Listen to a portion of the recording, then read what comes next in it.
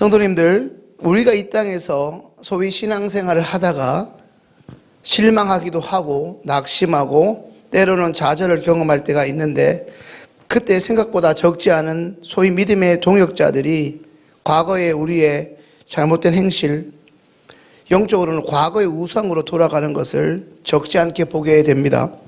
그 중에는 꽤나 자타공인하는 독실하다, 신실하다 일컬어지는 신자들도 누구로부터의 비방을 듣거나 원망을 들을 때, 혹은 반대로 타인을 향해 끊임없는 분노가 일어날 때, 또한 폭력이나 술, 도박, 그리고 물라는 사생활 등 이전에 자신이 즐기던 삶의 패턴으로 돌아가게 돼버리는 것이 결코 적지 않습니다.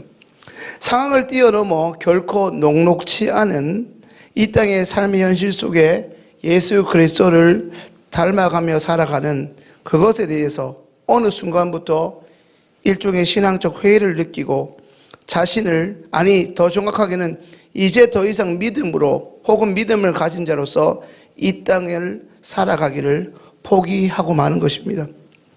그들의 생각과 태도는 아마도 다음과 같을 것입니다. 내가 참 많이 노력하며 살았지만 이제 우리 집은 혹은 나는 더 이상 변화될 수 없어. 기독교의 진저리가 났고 더 이상 여기에 소망이 없다.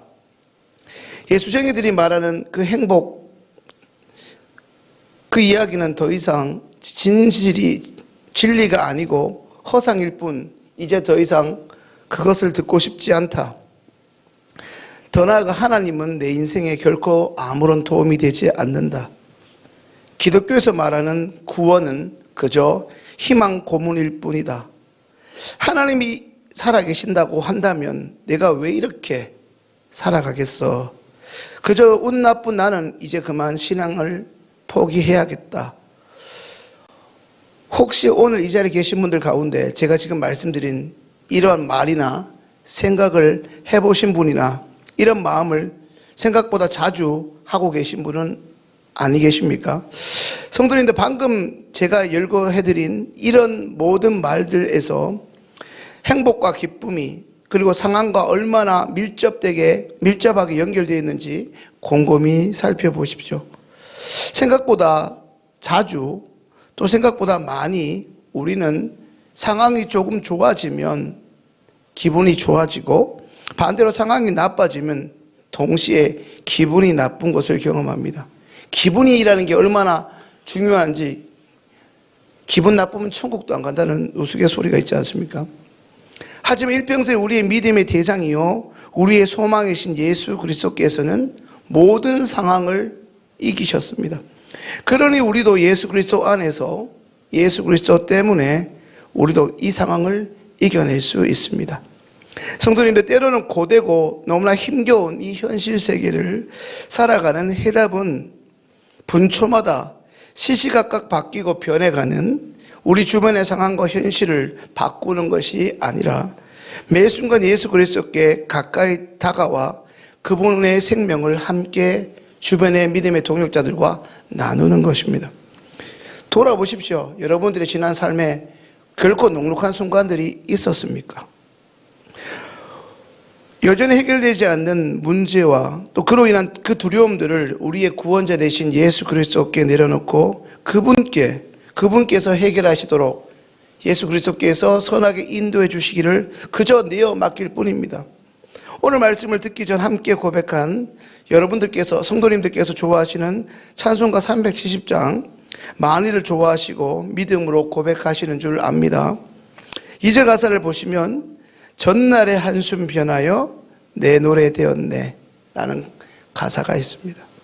문제와 상황이 내가 원했던 방향으로 바뀌고 분명 해결될 수도 있습니다만, 저는 그 가사를 묵상하고 그 찬송을 부르면서 연신 고백하게 되는 것은 어제까지 나를 두렵게 했던, 아니 좀 전까지 나를 짓누르던 상황과 환경과 심지어 나를 무단히도 괴롭히던 그 사람들의 말이 어느새 다르게 인식되고 다르게 보이게 되었다는 것입니다.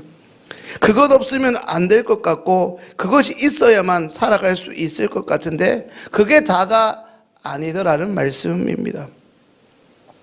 찬송가 370장은 계속해서 후렴부에서 고백합니다. 내 앞길 멀고 험해도 나 주님만 따라가리.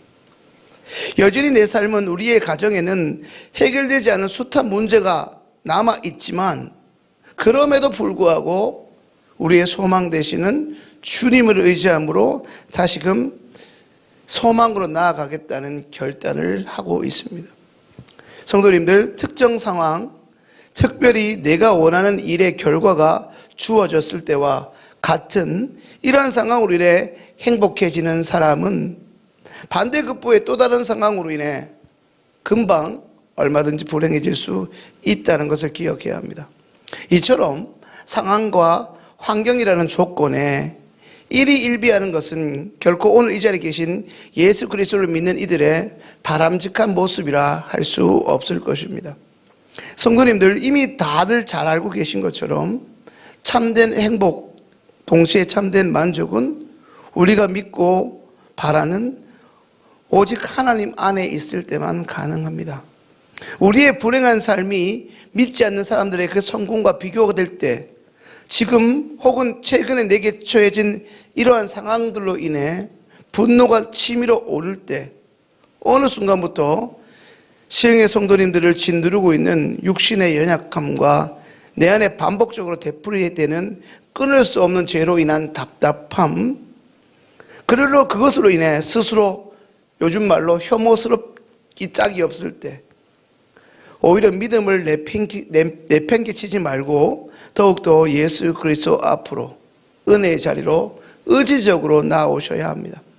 그래야만 그분만이 주실 수 있는 참된 행복, 진짜 기쁨, 진짜 평안 속으로 우리가 들어갈 수 있습니다. 이제 말씀을 정리합니다. 사랑하는 성도님들, 그렇다면 우리는 누구입니까? 오늘 이 베드로전서 2장에서 계속해서 포괄적으로 다루고 있는, 직접적으로 다루고 있는 왕같은 제사장이요 하나님의 소유의 백성입니다. 하나님이 우리를 자녀로 삼으시려고, 우리를 자녀 삼으시려고, 우리에게 아버지라는 고백을 들으시려고 죄 없은 예수 그리스도를 희생하셨습니다. 그러니 우리는 그분의 소유의 자녀들입니다. 이제 그리 살아가야 합니다. 어쩌다 한 번일 수 없습니다. 줄곧 지속적으로 우리는 그리 살아가야 합니다. 성도님들, 예수 그리스도께서 베드로전서의 핵심이라 할 수 있는 우리의 보배로운 산돌이십니다. 베드로 사도는 성도의 정체성을 설명하기 위해 예수님을 산돌, 그리고 교회인 우리를 신령한 집이라 표현합니다. 그런데 이 돌은 양면성을 지닙니다. 이 돌에 걸려 넘어지는 사람들은 하나님의 은혜를 스스로 저버린 자들입니다. 반면에 이 돌을 믿고 받아들이며 그분의 통치 가운데 살아가겠다고 결단하는 사람은 이 돌을 주춧돌로 세워지는 하나님의 성전으로 존재합니다. 택하신 족속, 왕같은 제사장, 거룩한 나라, 그의 소유된 백성, 이와 같은 표현은 모두 이스라엘을 가리키던 호칭이었습니다. 성도님들, 보배로운 산돌이신 예수 그리스도를 통해 주어진 성도의 정체성 혹은 하나님의 백성으로 살아가고 계십니까? 이제 교회된 우리가 참 이스라엘입니다. 그 말은 바로 오늘 이 자리에 나오신 성도님들이 주님의 몸된 교회요 이스라엘이라는 의미입니다. 하나님의 새 백성 이스라엘은 하나님의 아름다운 덕, 다시 말해 복음의 소식을 이 세상에 전해야 하는 사명을 계속해서 감당해 나가야 합니다. 오늘도 우리에게 주어진 현실 세계에서 하나님의 백성으로서의 존귀한 정체성을 잊지 마시고 예수 그리스도를 소망하며 멋진 예수님의 사람들로 승리하실 수 있기를 주님의 이름으로 축원합니다. 이제 주신 말씀을 가지고 함께 기도하겠습니다.